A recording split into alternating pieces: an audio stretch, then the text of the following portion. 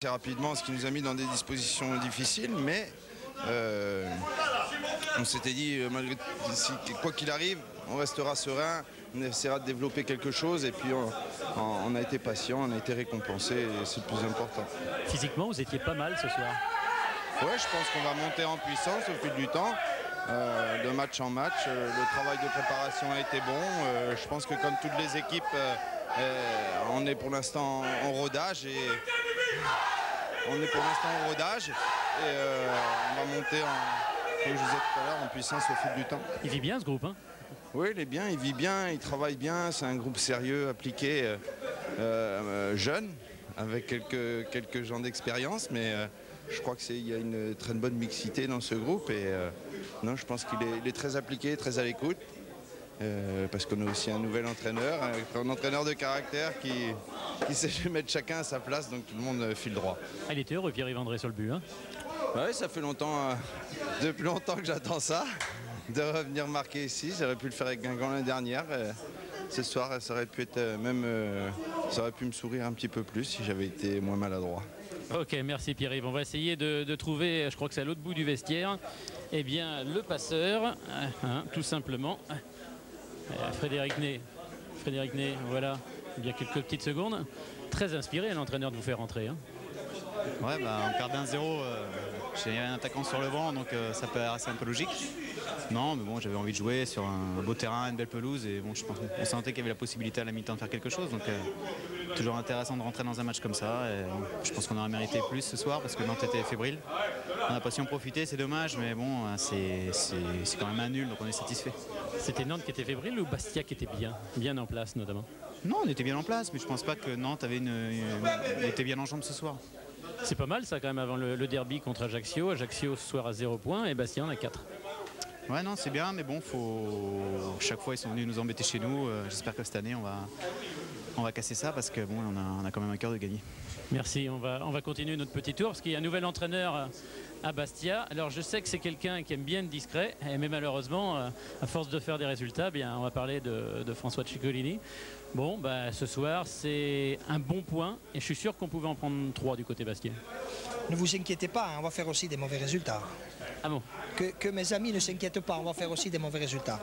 Mais disons qu'on savoure ces points parce qu'on va en avoir besoin en fin de parcours. Maintenant, moi je crois que Nantes a eu la maîtrise du ballon en première mi-temps. Bon, ce qui me gêne, c'est que Nantes est marqué sur un coup de pied arrêté et non pas dans le jeu. Maintenant, si nous aussi on aurait pu marquer un second but, je crois que ça n'aurait pas été volé. En fait, c'est marrant, Nantes a marqué à peu près à la même minute que Strasbourg d'ailleurs. C'est des erreurs qu'il ne va pas falloir refaire parce qu'un jour ou l'autre, on va le payer cash. Par contre, cette équipe, elle a du cœur et puis, eh bien, elle baisse jamais les bras. C'est ce qu'on s'était dit avec Christian Villeneuve, de bâtir une équipe qui ressemble un peu aux gens qui viennent nous voir au stade, avec beaucoup de générosité. Je crois que petit à petit, on y arrive et j'espère que ça va motiver certaines personnes chez nous pour venir au stade. La semaine prochaine, c'est le derby. C'est Ajaccio, 0 points pour Ajaccio, 4 points déjà pour Bastia. Écoutez, moi je ne connais pas les résultats encore. Maintenant, vous savez, tous les matchs c'est 3 points et chaque match sa vérité. Metz a gagné 2-1 Ajaccio. Écoutez, moi je suis déçu pour Ajaccio parce que j'aimerais bien qu'il reste avec nous le plus longtemps possible. Ouais, si vous continuez, on va parler beaucoup de vous, hein, vous qui êtes un homme discret. Moi je crois que moi on me parle de moi mais je me porte. Et puis vos amis vont vous revoir à la chasse et à la pêche? Pas pour le moment. Merci beaucoup. Merci Christophe, on va les revoir ces 2 buts de la soirée avec vous Max et l'ouverture du score.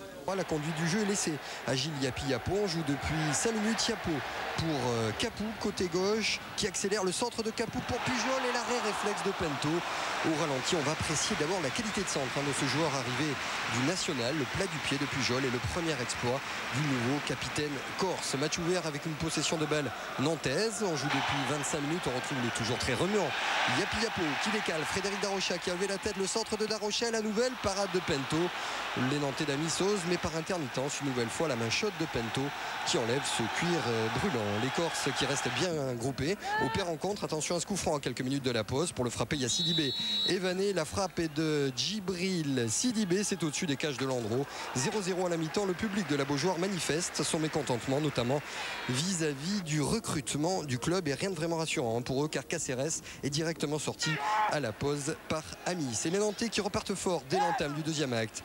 Yapi Yapo, côté gauche, qui centre pour la tête d'Assana Amada, et le coup de tête victorieux de l'ancien Bastier. 3 minutes de jeu, Nantes qui ouvre le score. On va voir ce superbe caviar du jeune Ivoirien. Ivané en retard ne peut contrer l'international espoir. Amada, l'un des Nantais en grande forme en ce début de saison.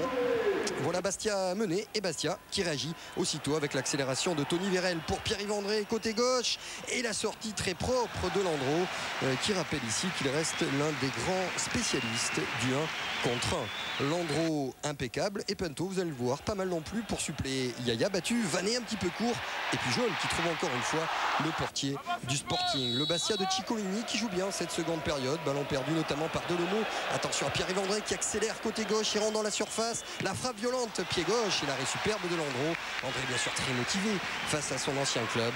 But sur un Michael Landreau qui avait parfaitement fermé l'angle de tir. Les minutes passent et Nantes ne voit plus le cuir. Ciccolini a lancé Essola est né, et on le retrouve ici aux côtés de Pierre-Yves André, les deux hommes qui complotent. Frédéric Ney dans la surface face à Delomo, le centre de Ney, la tête d'André, et l'égalisation, un quart d'heure à jouer, égalisation méritée du Sporting de Bastia par le revanchard Pierre-Yves André qui bonifie ce très bon travail de Frédéric Ney. Regardez, il attend l'ultime instant pour servir son compère. Coaching gagnant et un partout entre Nantes et Bastia. Les Corses qui auraient même pu l'emporter sur la fin, mais on en reste là ce soir. Stéphane, la Beaujoire a grondé, Nantes est en plein doute. Bastia et Pierre-Yves André en revanche bien sûr peuvent afficher un bien beau sourire.